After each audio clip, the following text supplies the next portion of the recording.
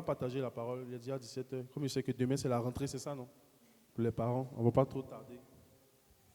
On va prendre nos Bibles. Le thème, c'est quoi? Le renouvellement de l'intelligence. Alléluia. Pourquoi j'ai choisi ce thème? Pourquoi le Seigneur a permis que je choisisse ce thème? Parce que je n'étais pas à la retraite en rentrant. Pendant que j'étais là-bas, le Seigneur me parlait beaucoup de ça, le renouvellement de l'intelligence. Et je me suis dit que je vais vous partager aussi cela. Ça va nous faire du bien. Un message qui m'a aussi fortifié. Et combien de fois, en fait, étant chrétien, nous avons véritablement besoin que le Seigneur... Vous savez, chaque saison que nous affrontons, on a besoin d'une nouvelle mentalité pour affronter. Vous voyez, quand une femme, par exemple, tombe enceinte, elle a besoin d'avoir une mentalité très, très, très en forme pour pouvoir affronter. Quand on passe, par exemple, par des épreuves, ou du moins quand on doit avoir des examens à l'école pour ceux, ou bien on doit passer un concours, ou soit notre code de permis, on a une mentalité, vous voyez. Et chaque saison de notre vie, il y a une mentalité que le Seigneur veut nous donner. Amen. Donc, pour ceux qui notent, on va noter ensemble Romains chapitre 12, verset 2. On va prendre nos Bibles et on va lire ensemble. On va lire ensemble, on va faire la lecture ensemble. Romains chapitre 12, le verset 2. Est-ce qu'on peut se lever pour lire la parole du Seigneur ensemble? 1, 2, 3. Ne vous conformez pas au siècle présent, mais soyez transformés par le renouvellement de l'intelligence, afin que vous discerniez quelle est la volonté de Dieu, ce qui est bon, agréable et parfait. Amen. Il y a une vérité ici que je veux partager avec vous. D'abord, il faut comprendre quelque chose. Quand Paul parlait, il parlait à une catégorie de personnes, n'est-ce pas? Et nous sommes dans quel chapitre, dans quel livre? Romains, il s'adressait à qui? Qui habitait dans quelle ville? Rome. Donc, quand Paul est en train de parler, il est en train de parler aux Romains. Et il parle à qui spécifiquement à Rome? Est-ce que c'est à tout le monde? À qui? Aux chrétiens. Et il va dire quoi? Ne vous au siècle présent. Et donc, on doit se poser la question de savoir qu'est-ce qu'il y avait à Rome pour que Paul puisse dire aux chrétiens de ne pas se conformer à leur siècle présent. Vous savez, autrefois, Rome, c'était un peu la figure de la civilisation, la bonne civilisation. De même que pour beaucoup, l'Occident est imagé comme étant la figure de quoi? La civilisation. Et il y a un verset dans la Bible que j'aime très bien qui dit: le bonheur ne vient ni de l'Orient, ni de l'Occident, mais de l'Éternel des armées. Amen. La joie, la vie ne doit pas venir de l'Occident. Si tu es ici, que ton amour pour Dieu dépend de ton siècle présent, tu as tout perdu. Il n'y a plus rien à espérer. Amen. Est-ce qu'on peut s'asseoir? Merci. Ah, vous êtes les soldats, hein? C'est bien ça. J'aime votre esprit. L'esprit de soldat. Amen. Moi, j'aime ça. J'aime m'arrêter, écouter la parole de Dieu. Mais souvent, comme tu es devant et qu'il y a des voisins, tu es obligé de t'asseoir pour ne pas gêner. Ceux qui ont pu être à la retraite, ils ont un peu vu. Amen. Le but ici de ce message, bien aimé, comme je l'ai dit, c'est pour nous armer d'une mentalité très très forte. Je ne vais pas vous cacher, des choses terribles arrivent sur notre pays. Ce n'est pas pour nous faire peur. C'est des prophéties qui ont été déjà annoncées. C'est des prophéties qui avaient été déjà dites. Mais pour affronter cette saison-là, qu'est-ce qu'il faut? Il faut un esprit renouvelé, régénéré. Nous devons repenser les choses. Nous devons reconsidérer les choses. Alléluia. Et Paul ici va dire, ne vous conformez pas au siècle présent, mais soyez transformés par le renouvellement de l'intelligence, afin que vous discerniez. Donc, l'un des exercices que nous donne le renouvellement de l'intelligence, c'est le discernement. Afin que vous discerniez. Donc, quand Dieu vient renouveler ton intelligence, ce qui suit, c'est le discernement. Tu vas commencer à discerner la volonté de Dieu. C'est ça, non? Discerner quelle est la volonté de Dieu. Et la volonté de Dieu a 3 dimensions. Elle a une dimension bonne, une dimension agréable et une dimension parfaite. Ce sont des échelles de dimension de la volonté de Dieu. Tu as besoin de discernement. J'ai besoin de discernement dans la saison dans laquelle nous sommes en ce moment. De savoir là où je mets mes pieds, est-ce que Dieu y est? Telle amitié que telle personne veut tisser avec moi. Vous voyez, quand tu ne discernes pas, tu vas te lier des amitiés où à la fin de la soirée, tu vas voir que c'est toi seul qui as payé la facture. Amen. N'est-ce pas qu'ici, quand on sort, on nous dit de payer 50%, 50%. Mais si tu ne fais pas attention, tu vas te lier des amitiés où tu seras la seule personne à la fin de la soirée qui a payé la facture. Le discernement. Quand le Seigneur renouvelle notre intelligence, nous donne le discernement. Amen. Et j'ai aimé une chose qu'un frère a dit lors de la retraite, ça m'a bouleversé. Je n'avais jamais vu ça comme ça. Est-ce qu'on peut prendre ensemble Actes chapitre 2, versets 1 à 4.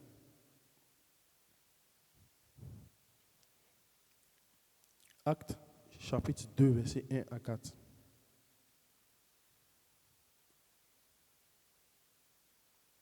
Je lis. Le jour de la Pentecôte, ils étaient tous ensemble dans le même lieu. Tout à coup, il vient du ciel un bruit, comme celui d'un vent impétueux. Et il remplit toute la maison où ils étaient assis.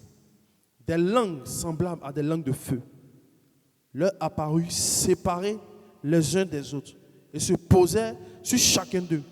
Et ils furent tous remplis du Saint-Esprit et se mit à parler en d'autres langues, selon que l'Esprit leur donnait de s'exprimer.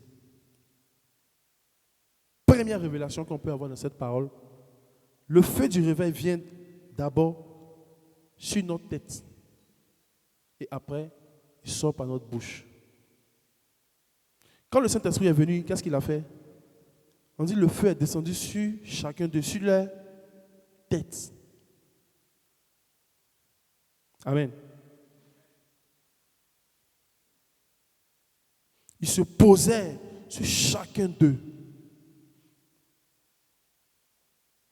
Et ce feu-là, qu'est-ce que ce feu-là a fait? Ce feu-là a quitté la tête et est sorti par la bouche. Mais l'exercice que ce feu-là a fait, c'est quoi? Le feu est en train de brûler le raisonnement. Brûler les mauvaises pensées. Brûler les mauvaises mentalités. Brûler les mauvaises conceptions. Et c'est pourquoi il est sorti de leur bouche des paroles de grâce.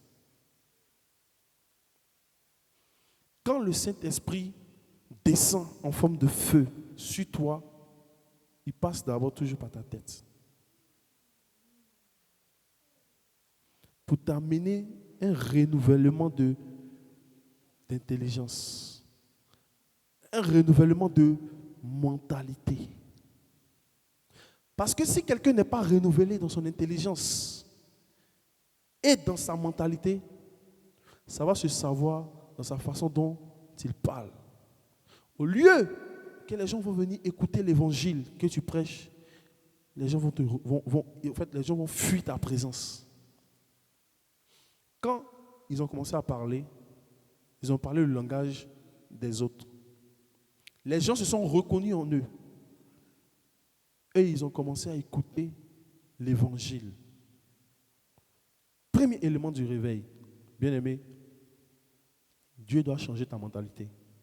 Dis à ton voisin, Dieu doit changer ta mentalité. Dieu doit renouveler ton intelligence. Le feu, c'est pour consumer ce qui est dans notre tête. Le feu, c'est pour briser les mauvaises pensées. Le feu. Et ce feu-là s'est traduit par une langue. Parce que la bouche est le micro de la pensée.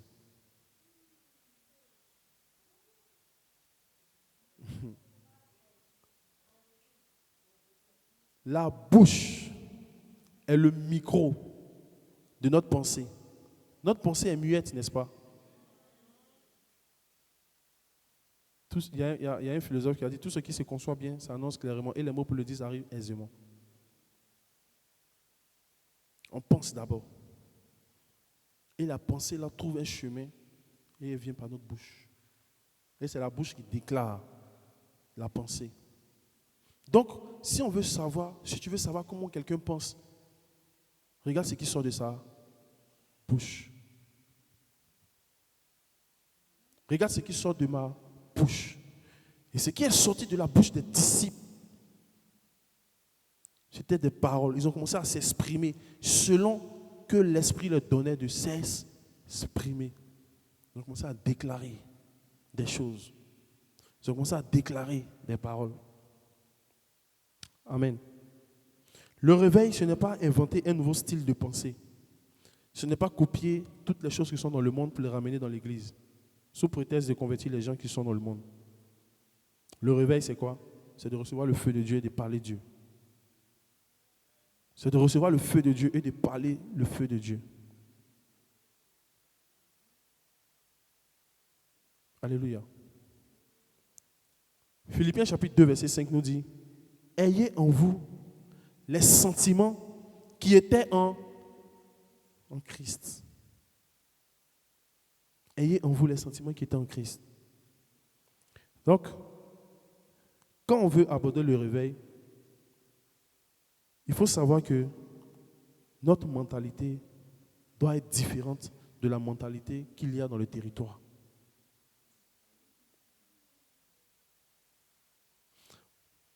Parce que lorsqu'ils verront des personnes agir différemment, ils seront attirés. N'est-ce pas? On est toujours attiré par ce qui est bizarre. Quand une personne se comporte bizarrement, quand une personne a une attitude bizarre, différente de la nôtre, qu'est-ce qu'on fait? On se rapproche. Tant que nous n'avons pas changé de mentalité, tant que nous n'avons pas adopté la mentalité du royaume, les gens de ce monde ne seront pas touchés par le feu du réveil.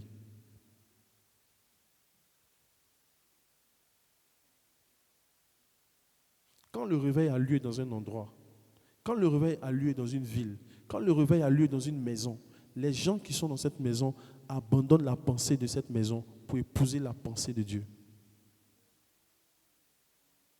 Si le réveil, par exemple, a lieu à l'université, les conceptions, le système de pensée, c'est ça, non?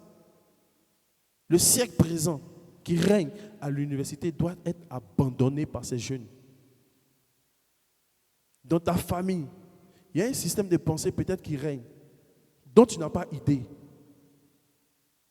qui crie à chaque fois dans le monde spirituel, telle famille ne va pas avancer, telle famille ne va pas se lever, telle soeur, tel frère, telle personne ne va pas se marier. Toutes les femmes d'ici sont condamnées à ne pas se marier. Quand il y a le réveil, il faudrait que ta vie parle un langage différent de ce qui est dit.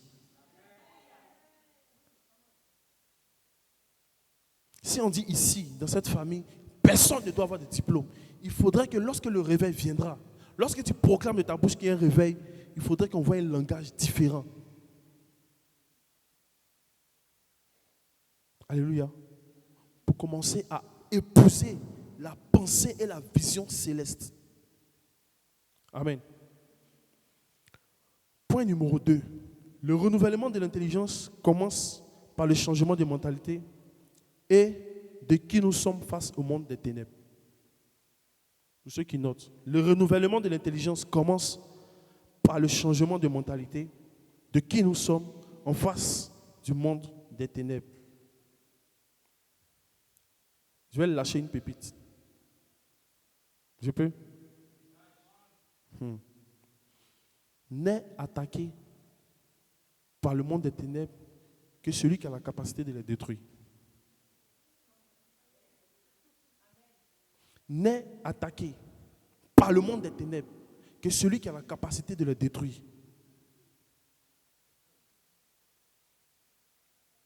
Si tu n'es pas attaqué par le monde des ténèbres, sache que tu n'as pas encore la capacité de les détruire. C'est parce que tu as la capacité de les détruire qu'il t'attaque. Il y a un principe dans le monde des ténèbres. C'est le premier qui se sent agressé qui attaque. Remarquez quand Jésus-Christ passait son chemin, il ne faisait rien. Il ne faisait pas de délivrance. Les personnes qui avaient des esprits, eux-mêmes se manifestaient. Et vous regardez ça aussi souvent sur les animaux. Si le serpent te voit, il va vouloir t'agresser d'abord avant de fuir. Dans le monde spirituel négatif, c'est comme ça qu'il fonctionne. Lorsqu'il sent que tu as la capacité de le détruire, il t'attaque. Pourquoi? Demande à ton voisin pourquoi. Tu sais pourquoi? Tu veux que je te dise? Parce que tu as la capacité de le détruire. Tu sais pourquoi tu as la capacité de le détruire? Au niveau de ta pensée. La Bible te donne la capacité. La Bible te donne une mentalité. La Bible te donne des habiletés. La Bible te donne un raisonnement solide. Mais ils ont compris quelque chose. Que tout esprit, toutes tes pensées, avant de se manifester physiquement. Donc on t'attaque déjà à la base. Donc si tu as un David qui a la capacité de tuer un Goliath, on te dit non, tu ne peux rien faire. Tu ne vaux rien.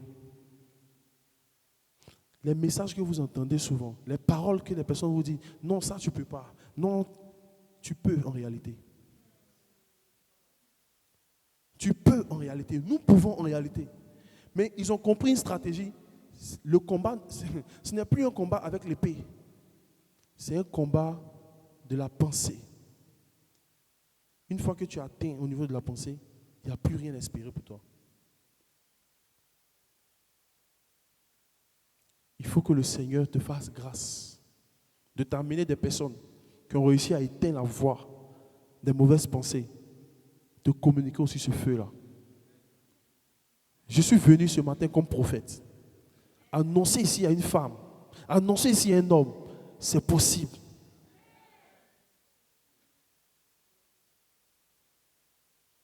C'est possible. Retiens toujours, n'est attaqué par le monde des ténèbres que celui qui a la possibilité de les détruire.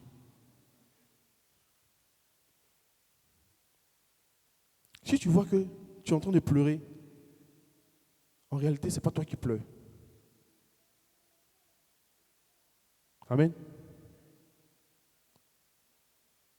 Ce n'est pas toi qui pleures. C'est parce qu'ils savent que tu as la capacité de ne pas pleurer. Ils veulent te faire pleurer.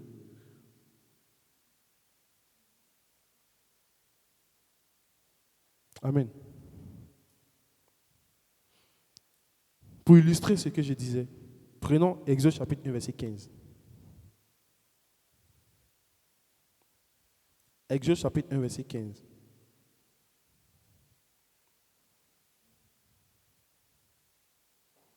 Je lis. C'est bon, vous avez trouvé? Le roi d'Égypte parla aussi aux sages-femmes des Hébreux, nommées l'une Shifra et l'autre Pua. Allons-y maintenant au verset 22.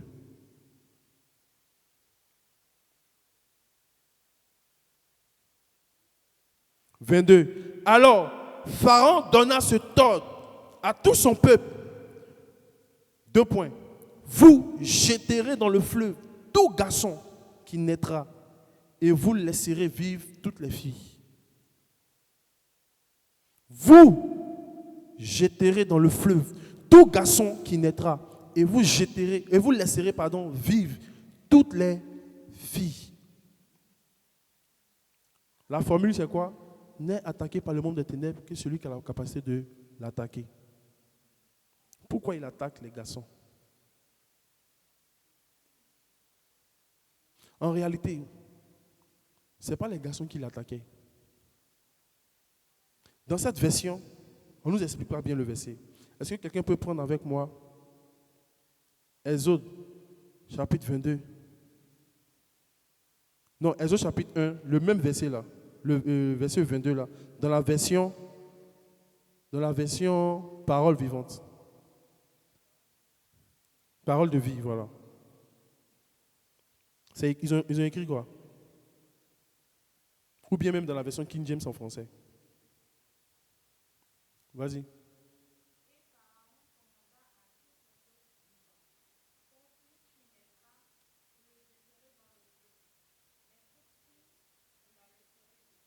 Ils ont dit quoi? Il a dit quoi? Tout?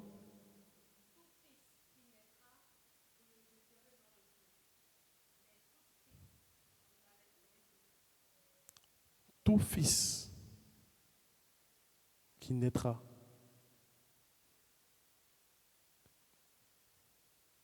Remarquez quelque chose dans ce verset. Les filles, ils ont mis au pluriel. N'est-ce pas? Mais le fils. On dit tout. Ce n'est pas au pluriel, n'est-ce pas? C'est au singulier, n'est-ce pas? En réalité, Pharaon est en train d'adresser un message à qui? À Jésus. Tout fils qui naîtra. C'est pourquoi, si vous remarquez bien, le même esprit là a traversé les époques. Il est venu voir Hérode.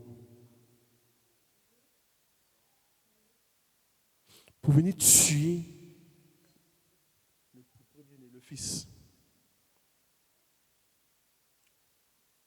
Vous voyez? Pourquoi? Parce qu'il savait que ce fils-là a la capacité de me détruire. Donc, qu'est-ce que je fais d'avance? Je prends les choses en main. Alléluia. Donc, ne soyez pas effrayés. Amen. D'être attaqué en premier. Normalement, quand on t'attaque en premier, tu dois dire tu ne dois pas pleurer. Amen. Tu dois sauter de joie. Parce que dans la guerre, c'est celui qui a peur qui attaque le premier. Dans la guerre, c'est celui qui attaque le premier qui a peur. Sinon, celui qui il est serein. Tu es serein parce que tu connais tes armes de frappe. Quand tu veux tester tes armes de frappe, c'est ce qui fait que tu attaques en premier. C'est pourquoi Abraham et Lot. Est-ce que je peux parler d'Abraham et Lot? Quand il a commencé à avoir la guerre, je vais finir avec ça. Parce qu'on a pris le temps de prier. Et on va continuer la semaine prochaine. Quand il y a eu la guerre entre les bergers de Lot et les bergers d'Abraham, qu'est-ce qu'Abraham a fait? La formule c'est quoi? Celui qui attaque le premier, c'est celui qui a peur. N'est détruit par le monde des ténèbres que celui qui peut les détruire. Abraham, sachant qu'il avait une promesse de Dieu, ne s'est pas précipité, a choisi. Il a appelé Lot. Il dit, il n'est pas bon. Quand on est la guerre entre nous, nous sommes frères. Viens, on va faire quelque chose. Tu vois, je mets devant toi la vie et la mort. Je mets devant toi tout le pays. Choisis. Parce que tu connais les promesses que Dieu t'a données.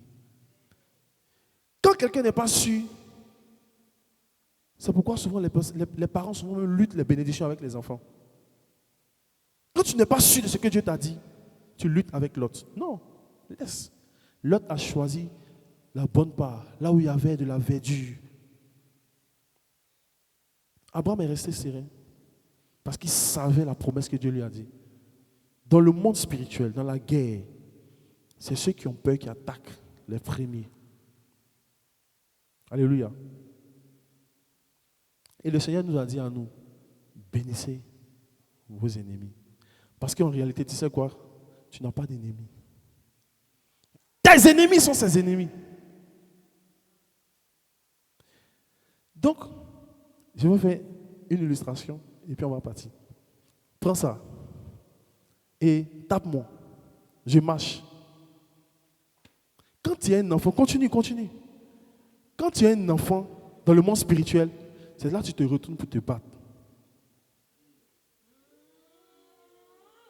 Mais quand tu as compris, tu continues ton chemin. Tu continues ton chemin. Jusqu'à ce que la personne va réaliser que, mais il est invincible. Elle est invincible. En fait, quand vous laissez la peur, à cause des coups, le Seigneur n'a plus la force de se manifester.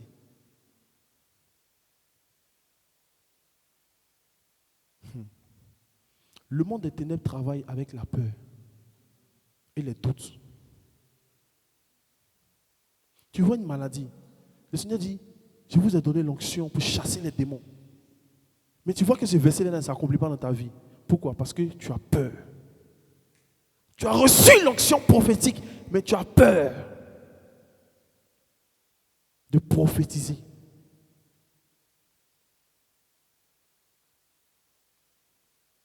Le monde des ténèbres n'attaque que celui qui a la capacité de le détruire. Pas avec cette portion des Écritures. Pas avec cette réalité, ce principe spirituel. Tu vas voir que le Seigneur va agir dans ta vie. Je parle ici à quelqu'un. Que la main du Seigneur te localise cette semaine. Pour tes enfants, pour ta famille, pour ta maison.